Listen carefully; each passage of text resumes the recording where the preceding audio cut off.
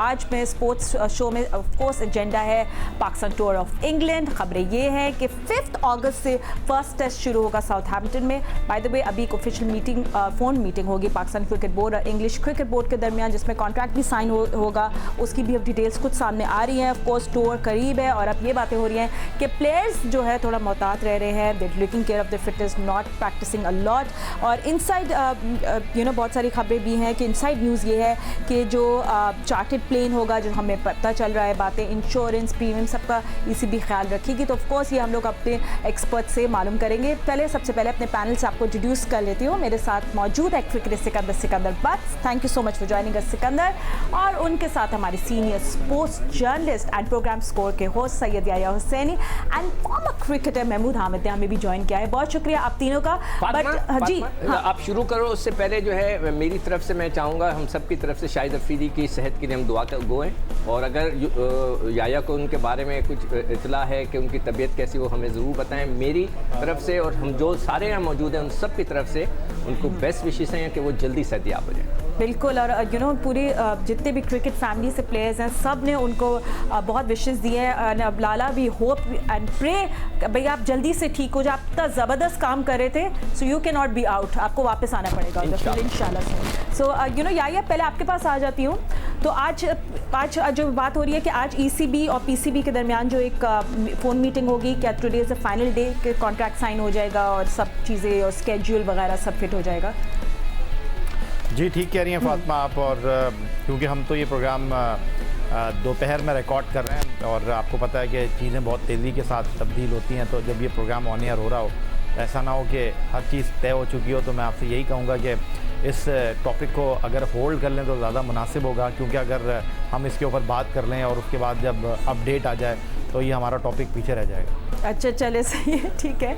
But जो obviously जो आप हमारे जो जर्नलिस्ट हैं, सीनियर जर्नलिस्ट जो खबरें दे रहे हैं वो यही दे रहे हैं कि आज कॉन्ट्रैक्ट साइन हो जाएगा, स्केड्यूल सामने आ जाएगा, but will wait for an official word. आप नहीं जवाब देना चाहते हो, आई कंप्लीटली अंडरस्टैंड। अच्छा सिक्कू, अब मैंने ये सोचा कि वेरी इंपॉर्टेंट कि हम लोग बातें करें, जो बहुत सारे क्रिकेट फैंस बातें करें, तो हम सब एक्यूमुलेट करके पहले बातें कर लें। अच्छा सबसे पहले तो सिक्कू आज वहाँ की वीडियो कॉन्फ्रेंस जो थी वो मैं सुन रही थी, तो उन्होंने बोला कि भाई क्योंकि पूरी कोविड की सिचुएशन है तो मैंने ब्रेक ली हुई है, टेस्ट क्रिकेटर्स ब्रेक, मगर क्योंकि अब मैं इस स्टोर के लिए एग्जेम्पशन है, इसके बाद मैं वापस ब्रेक पे चला जाऊंगा ऑन टेस्ट क्रिकेट।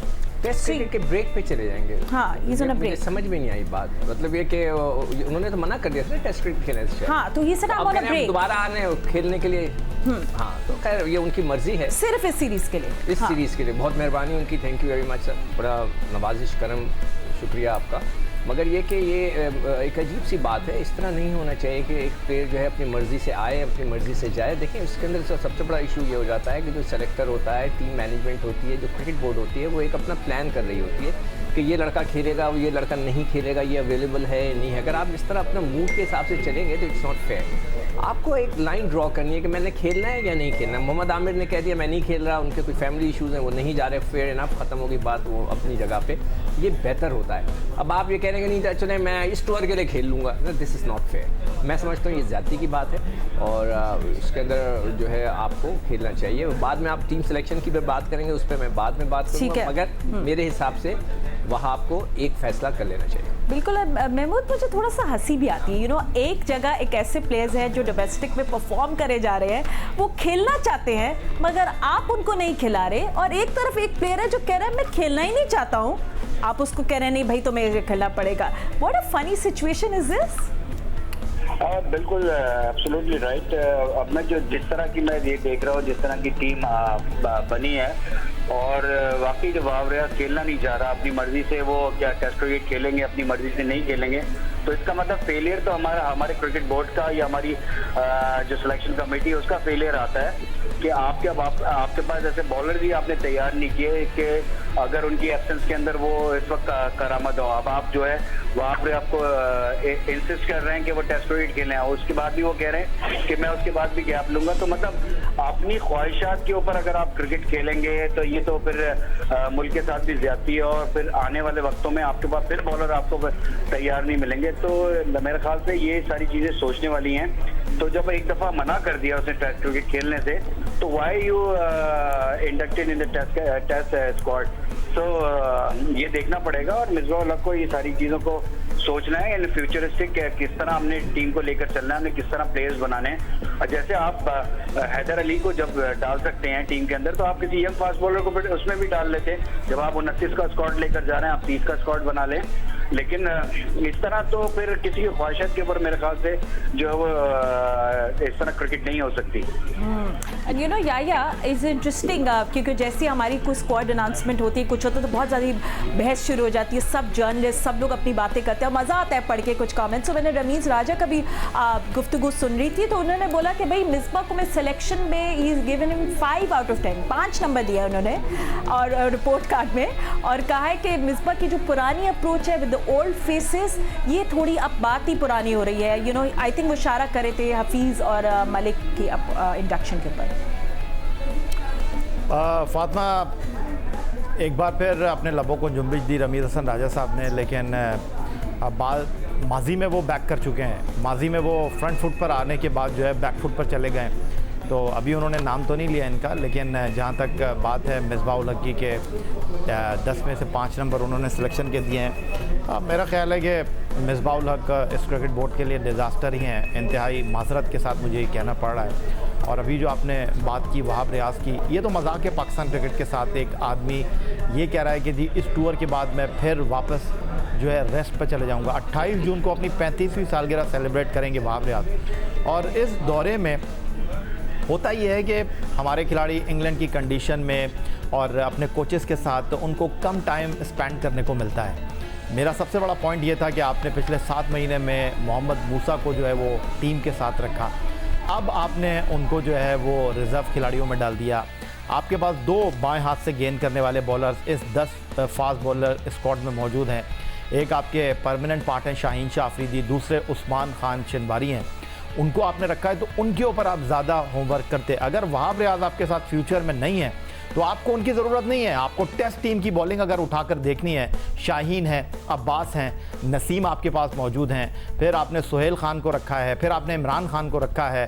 पिछली 3 सीरीज़ में इमरान खान आपके साथ ट्रैवल कर रहे हैं। तो वहाब रियाज को सिर्फ इस सीरीज़ के लिए एक हकदार खिलाड़ी का हक मारने के लिए आपने टीम के साथ रखा है, ये इंतहाई अफसोस की बात है। और आप इससे पाकिस्तान क्रिकेट बोर्ड की बेबसी और खिलाड़ियों की मर्जी का अंदाज़ा कर सकते हैं। मैं कहीं यहाँ पे मैं बेबसी नहीं कहूँगा, मैं कहूँगा बैड मैनेजमेंट। बैड मैनेजमेंट मैं इसीलिए इस्तेमाल नहीं कर रहा ये लफ्ज़ क्योंकि ये तो हमें दिखाई दे ही रहा है। अब ये बेबसी है सिकंदर बख्श साहब, क्योंकि आमिर ने तो अपने आप को खुद विड्रॉ कर लिया, वरना शायद ये आमिर के साथ भी चले जाते। तो ये कितने अफसोस की बात है, कितनी मायूसी की बात है कि आपके चीफ सेलेक्टर कह रहे हैं कि सोहेल तनवीर जो हैं वो T20 क्रिकेट खेलते हैं, हालांकि वो नॉर्दर्न की तरफ से फर्स्ट क्लास टूर्नामेंट खेल रहे हैं और जो आपके सेलेक्टर हैं मोहम्मद वसीम वो नॉर्दर्न के कोच हैं। तो अब आप अंदाज़ा कर लें कि कितने वेल अवेयर हैं आपके chief selector head coach Misbah ul Haq. और ये जो पाकिस्तान की टीम जा रही है, जिसके बारे में पाकिस्तान टेस्ट टीम के कप्तान अजहर अली कह रहे हैं कि जी इस बार हम इंग्लैंड को इंग्लैंड में मार कर आएंगे, मैं उनके साथ, मेरी बेस्ट विशेज़ उनके साथ हैं, लेकिन मुझे बिल्कुल आगे कुआं और पीछे खाई नज़र आ रही है।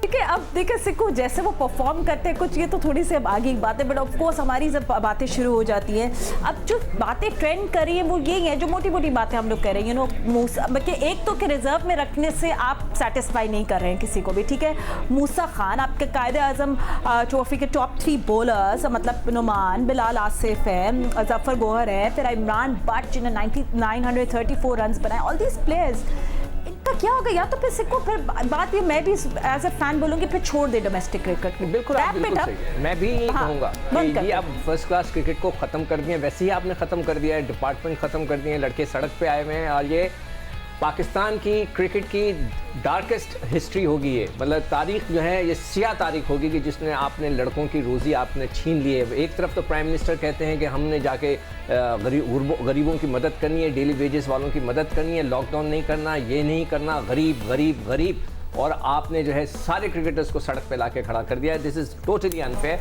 मैं देखें टीम के अंदर जो है हर हाल में जो है, अगर मैं नहीं कह रहा कि सुहेल खान जो है 36 साल का है, आपने उसको क्यों लिया, ठीक है आपने उसको लिया, व्हाई नॉट सोहेल तनवीर? क्या उसने जुर्म कर दिया भाई? Why not? वो सब वाहिद बंदा है जो इंग्लैंड कंडीशन में सबसे अच्छी गेंद करेगा, उसको स्विंग होता है। मैंने पहले भी प्रोग्राम में कहा है कि हमारे आधे 90% बॉलर्स जो हैं वो पुरानी गेंद पे डिपेंड करते हैं। नया बॉल का तो बॉलर ही नहीं है हमारे पास। सोहेल तनवीर एक वाहिद लड़का है जिसका नया बॉल स्विंग होता है। It's very important. वहाँ पे अगर आपका गेंद नहीं स्विंग हुआ तो आप क्या करेंगे? स्ट्रगल करेंगे। गोरों को तो आदत होती है, वो तो खेलते ही बचपन से घास पे, हम तो नहीं खेलते।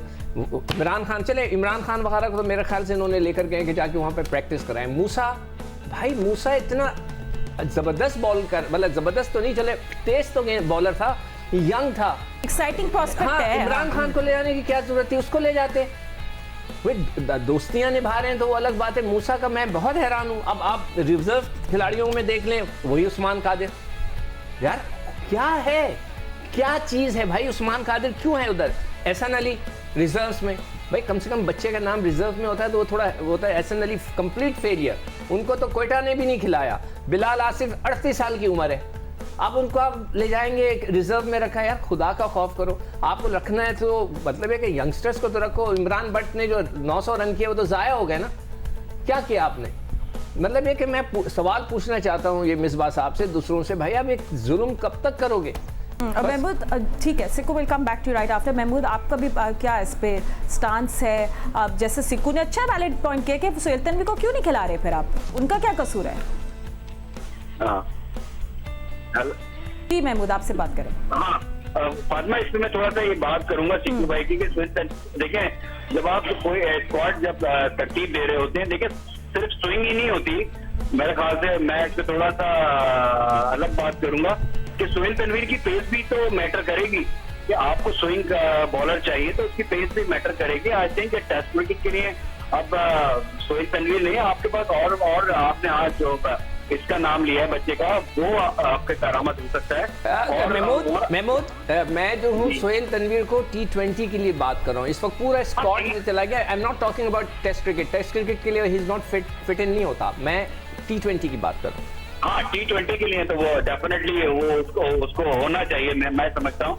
और उसके साथ ज्यादती हो रही है क्योंकि वो हर जगह पे परफॉर्म कर रहा है। तो उसने आपकी T20 क्रिकेट जहाँ पर डोमेस्टिक भी हो उसमें भी परफॉर्म किया उसने, और एज ए बैट से भी उसने परफॉर्म किया। तो अब मैं ये सोचना चाहिए कि वो सिलेक्टर जैसे BIA ने कहा कि उनकी टीम के मोहम्मद वसीम है, तो क्या वो इनपुट नहीं दे रहे उनका कि हमें मेरी तरफ से किस फॉर्मेट के अंदर किस तरह की परफॉर्मेंस दी है? तो फिर इसका मतलब है मिसबाह अपनी ही सब कुछ टीम सिलेक्शन के ऊपर बात कर रहे हैं। और जो रमीज राजा साहब की जो बात हो रही है कि शोएब मलिक और मोहम्मद हफीज के ऊपर जो उन्होंने बात की है, तो बिल्कुल बात इस तरह है कि जब आप ऑस्ट्रेलिया का टूर करते हो तो आप उन प्लेयर्स को नहीं लेकर जाते। जब आपकी वीकर सीरीज आती है आप उन प्लेयर्स को लेकर आ जाते हो और फिर वो उसमें परफॉर्म करते, तो आप जस्टिफाई नहीं कर पाते इस टूर के लिए उनको ड्रॉप करना। तो मेरे ख्याल से इस वजह से इनको रखा है। अदरवाइज आपने डिसाइड कर लिया था ऑस्ट्रेलिया सीरीज के अंदर कि हमने इन प्लेयर्स को नहीं लेकर चलना, तो फिर आप यंगस्टर के साथ ही चलते। और ये जो अब इंग्लैंड की सीरीज है इसमें भी वो जो है यंगस्टर के साथ चलते। तो आपको खुद नहीं पता कि हम क्या करने जा रहे हैं, आप स्टिक ही नहीं होती अपनी सिलेक्शन के ऊपर। कभी आप ऑस्ट्रेलिया के अंदर उस फास्ट बॉलर को खिला देते हैं आखिरी टेस्ट मैच और उसके बाद आप उसको रिजर्व के अंदर ले आते हैं। फिर आप फहीम अशरफ को आप टेस्ट मैच के अंदर डाल देते हैं, जो आखिर में अभी जो बांग्लादेश की सीरीज हुई है उसके अंदर आप फहीम अशरफ को लेकर आ जाते हैं। तो आपका जो सिलेक्शन का क्राइटेरिया वो मुझे कुछ समझ में नहीं आता। ये टोटली लाइकिंग और डिसलाइकिंग का चक्कर है। मैं इसी तरह कोच की भी बात करूंगा। अभी मुश्ताक अहमद क्या एक स्पिनर को कोच करने वहां पर जा रहे हैं, यासिर शाह को, और अगर उन्होंने कोच करना है तो भाई एकेडमी के अंदर कोच करें। अभी उनका कॉन्ट्रैक्ट खत्म हुआ है एकेडमी से, फिर उनको इधर लेकर आ गए बिकॉज वो सम फ्रेंड्स जो है वो इन्फ्लुएंस वाले हैं। इस वजह से मुश्ताक जो है वो बार बार टीम के अंदर मतलब as a coach bowling coach आते थे। मुझे बताएं उससे इम्पैक्ट क्या हो रहा है? आप 14 का इतना बड़ा एक कोचिंग स्टाफ लेकर जा रहे हैं, miss bowler as a batsman head coach, फिर आपने यूनुस खान को भी रखा है। तो इतने बड़े बड़े नाम, क्या मतलब आपकी वहां पर मिसमैनेजमेंट नहीं हो सकती इस चक्करों में? तो ये बगैर सोचे समझे जो इतने बड़े बड़े डिसीजन हो रहे हैं। और कहीं आप कहते हो कि हम ऐसे कोचेस को लेकर आएंगे जिनके बड़े नाम होंगे, उनकी जॉब डिस्क्रिप्शन जो होगी वो कम से कम इतने मैचेस। अभी जो अब्दुल मजीद को डाला है इन्होंने फील्डिंग कोच, उसने तो फर्स्ट क्लास क्रिकेट भी नहीं खेली है। तो मतलब हम समझ नहीं पाते कि आप बड़ा अच्छा इंटरेस्टिंग है क्या क्राइटेरिया है आपका, किस तरह आप लोगों को लेकर आते हो। जो लड़के परफॉर्मेंस करते हुए आ रहे हैं, जो कोचेस अच्छा करते हुए आ रहे हैं, आप उनको हटा देते हो, आप उनको नहीं लेते। जो अकेडमीज में वहां पर लाहौर की अकेडमी में जो ठीक इनके है। क्लोज होते हैं आप उनको ले लेते हो। तो ये तो कोई जस्टिस नहीं ठीक हुआ, है। कोई अकाउंटेबल नहीं हुआ। तो ये सारी चीजें हैं जो ये हम सब बात तो कर लेते हैं, लेकिन जस्टिफिकेशन उसकी होनी चाहिए। और जब ये टीम अनाउंस होती है, मैं समझता हूँ कि उसी वक्त चीफ सेलेक्टर को बिठा के जस्टिफिकेशन उनसे लेनी चाहिए कि मैंने इस प्लेयर को क्यों लिया है, इसकी क्या वजह है। स्विंग प्लेयर अगर सोहेल खान की इंडक्शन हुई है, अगर वो स्विंग करते, लेकिन उनकी पेस आप देखें, पेस में बड़ा फर्क आ गया है, बड़े इजीली मैनेजेबल हो सकते हैं। तो आप ऐसा कोई आप ग्रूम तो करें किसी प्लेयर को, आप एक सीरीज के अंदर आप लेकर जाते हैं, वहां आप ठीक है। आप 2000 का आखिरी टेस्ट मैच खिलाया आपने उसको, उसके बाद आपने एकदम सडनली कहीं से मुझे लग नहीं रहा था और वो टीम के अंदर आ जाते हैं। तो बहुत सारे सरप्राइज जो है वो इस 29 स्क्वाड के अंदर हैं। ठीक है महमूद, बहुत शुक्रिया, फातिमा, आपने टाइम मुझे है तो- ज्वाइन कर लिया।